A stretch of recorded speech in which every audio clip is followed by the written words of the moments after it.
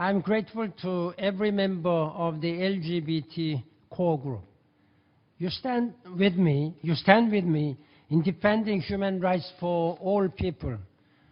Thanks to you, the United Nations is moving closer to fulfilling the mission entrusted to us 70 years ago. Our charter reaffirms the fundamental human rights, dignity, and worth of every single person. Leaders from around the world have just adopted a new vision of sustainable development. There are 17 sustainable development goals, all based on a single guiding principle: to leave no one behind. We will only realize this vision if we reach all people, regardless of their sexual orientation or gender identity. In too many countries, lesbian, gay, bisexual, transgender, and intersex people are among the poorest, most marginalized members of the society. We need more data to get a clear picture, but we already know that gay affluence is largely a myth. Studies show that gay and lesbian people suffer disproportionate discrimination and abuse. They are rejected by their families, kicked out of their homes, and pushed out of school. Too many of our LGBT brothers and sisters are jobless, homeless, and struggling to survive. The situation of transgender people is even worse overall. They have higher rates of homelessness, poverty, and hunger. For individuals and their families, this is a personal tragedy. And for society, it is a shameful waste of human talent, ingenuity, and economic potential. All members of this core group understand that ending marginalization and exclusion of LGBT people is a human rights priority and a development imperative. We are here together to break down the barriers that prevent LGBT people from exercising their full human rights. When we do that, we will liberate them to fully and productively contribute to our common economic progress. The investment we make in eliminating intolerance and hate will bring huge benefits across the global agenda. We can create a world where all people are free and equal, as our campaign is called. We can show future generations that the best way to advance our shared goals is to embrace all members of our human family, regardless of who they are or whom they love.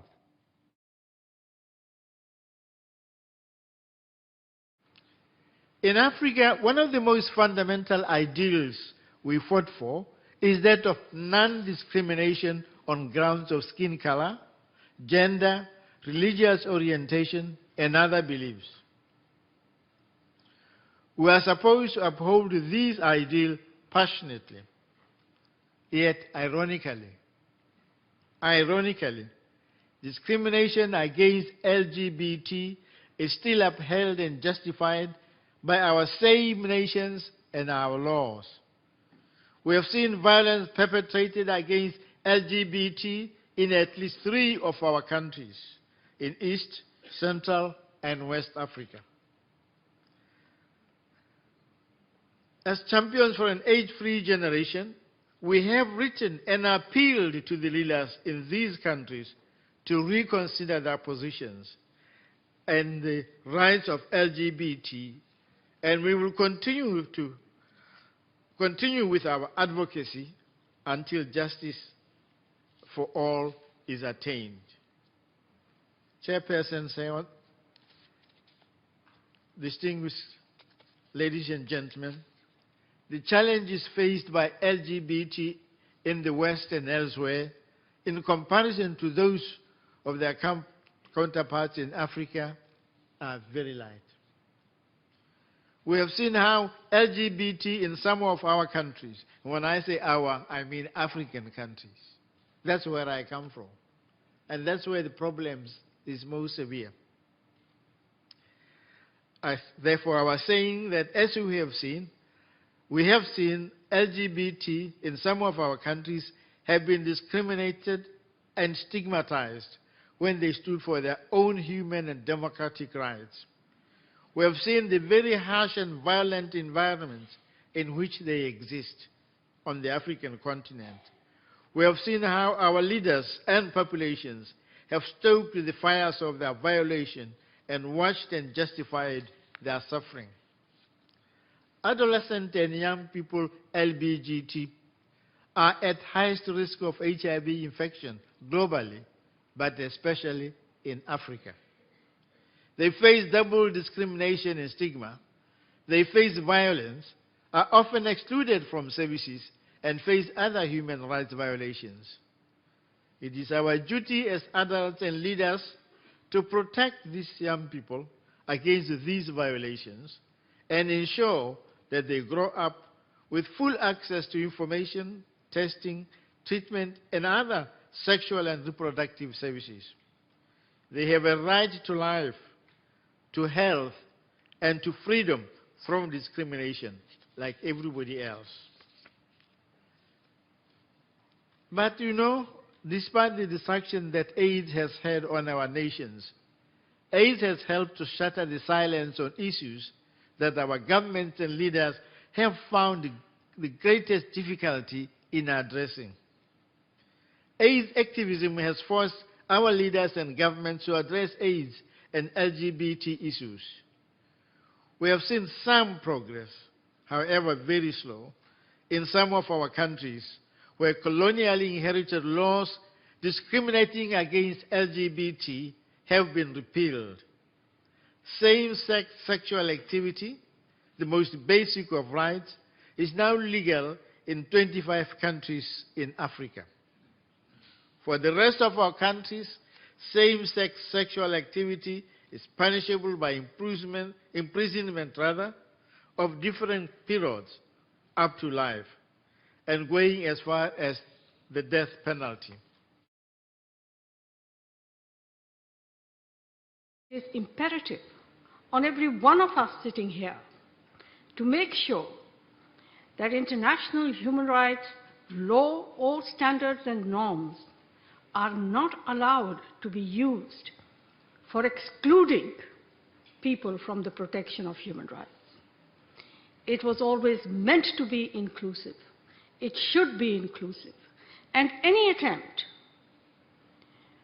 to keep people outside of these protections must be dealt with a full commitment by those who uphold values of human rights.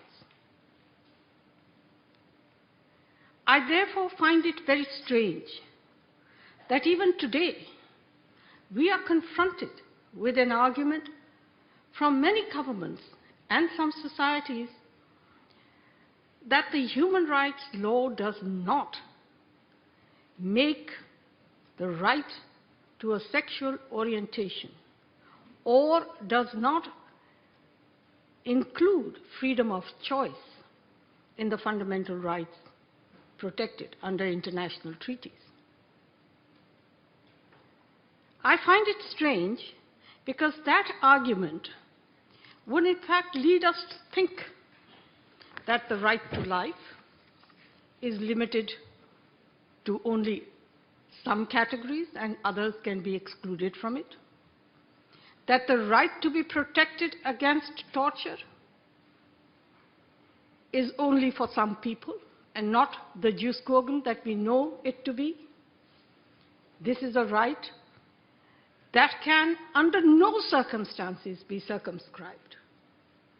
And yet, we see, especially in the context of LGBTI people, physical and mental torture becoming a norm in their everyday lives. Ladies and gentlemen, I don't have to go through the kind of violence that is perpetrated every day and information on which has been painstakingly collected throughout the world by several agencies, both multilateral organizations like the UN, the NGO sector, the civil society. So it is very apparent to us the kind of violence that LGBTI people experience. What I need to point out, however, that it is not just violence that has to be combated in this particular case. We must see that this violence takes on even more sinister forms than the violence we confront in terms of women, in terms of children, and other forms of violence in situations of conflict. The other important aspect that comes to my mind is the fact that those who have a responsibility to protect are sometimes the biggest violators of the rights of LGBTI people. Administrative structures, law enforcement structures have been found to be those that have committed violation of the rights as well as violence on LGBTI people. And this is reported from all over the world. Ladies and gentlemen, when I was holding the mandate on human rights defenders, I was appalled how the right to defend human rights was violated of those defenders who were defending the rights of LGBTI people. Human rights defenders working and engaging with the rights and promotion of the rights of the LGBTI people were killed, humiliated, arrested, tortured with impunity. And there was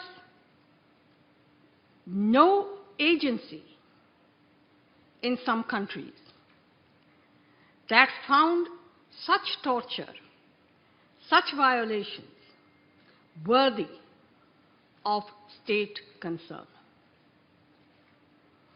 Ladies and gentlemen, when we see these things happening, instead of being frustrated, people like me who are human rights defenders put more vigor and more energy in our work for defending human rights. And I see that happening also with those who are defending the rights of the LGBTI people. You can't defeat them. They will never be defeated, and that is what gives me hope. Rather than any hope or expectation of an international convention or treaty respecting the rights of LGBTI people.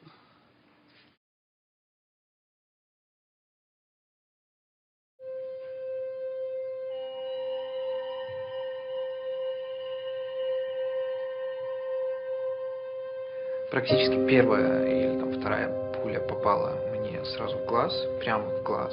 Я сразу же закрыл этот глаз и спрятался за угол. Крикнули: «Куда побежал, пидор?»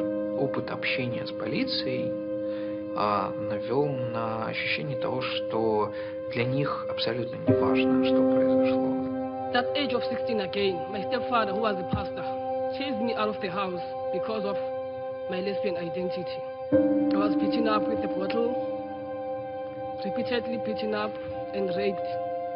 The next thing I know, the judge sentenced me to 3 months imprisonment. These wardens, they actually purposely asked me to show my breast in front of all the other inmates from one cell to the other cell.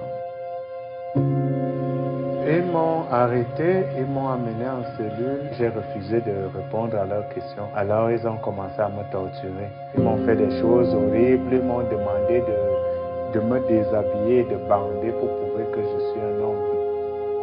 Tout le monde me dit, tout le monde me considère comme un diable, comme un démon.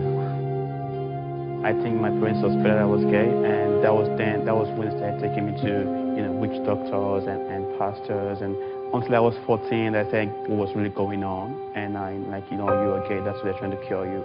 So it was when I was 17 that I actually took this step to tell them this is who I am, and I had to leave. Меня уволили с работы сразу. Все мои родственники сказали, мы не хотим тебя знать.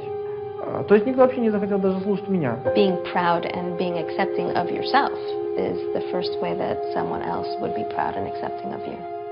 My husband took him a very long time to accept it. He would say, no, not in my house. Then I sat down with him. I said, this is who she is, so we can't change it. All we have to do is to accept